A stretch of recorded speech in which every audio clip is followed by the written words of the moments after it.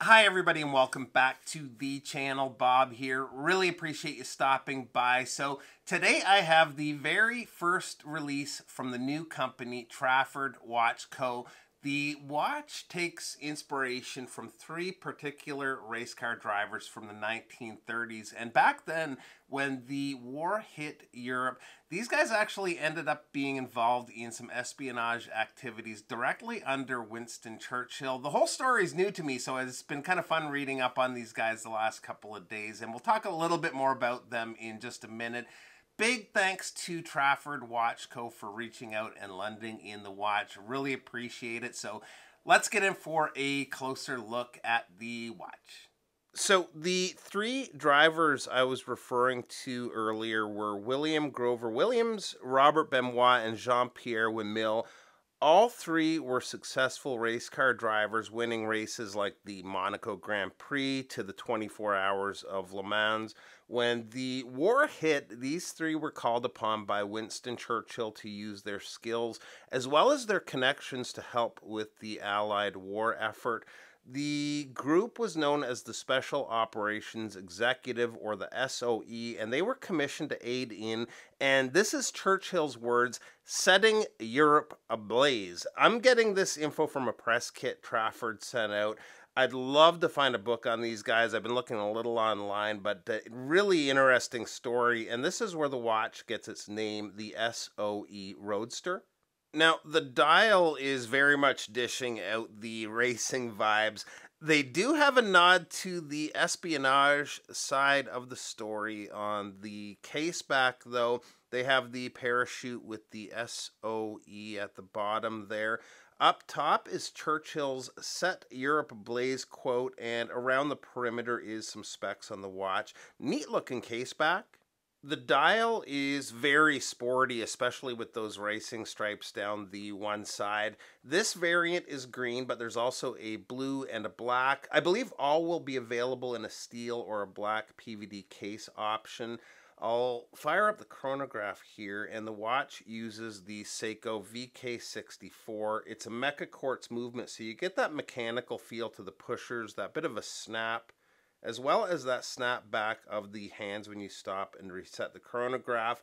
I really like these movements, but one negative here is you do not have a running seconds, and I find it nice to be able to tell the watch is running with a quick look.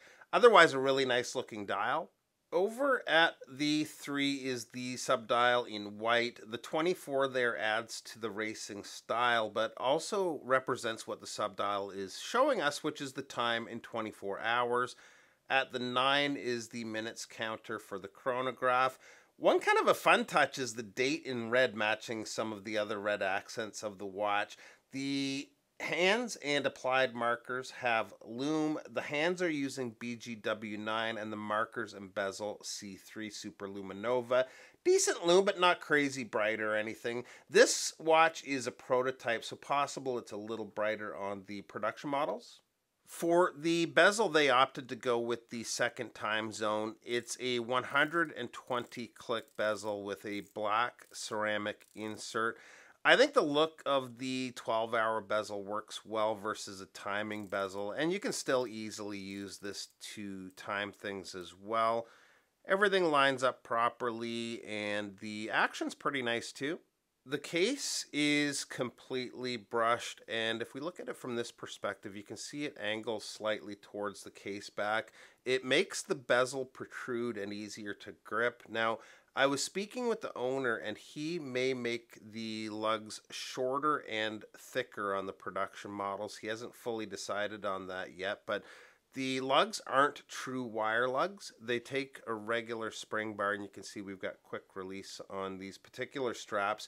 The watch, by the way, is going to come with 2 straps. I think he's still working on the second one, but I'm guessing a matching NATO. Not 100% sure on that, though.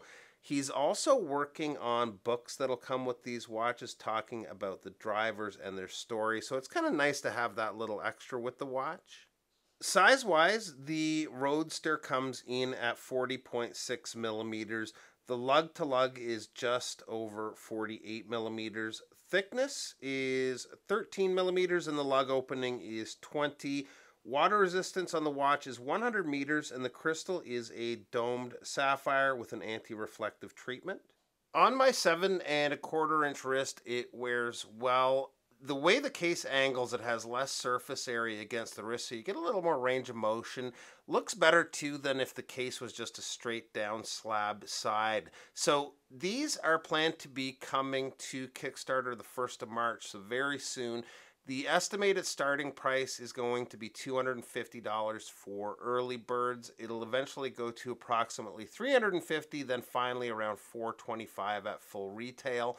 Definitely the early bird is the way to go if you're interested. So thanks again to Trafford for lending in the watch. I'll leave a link to where you can find these in the description below. Thanks to you guys for stopping by, and we'll see you real soon. Bye-bye.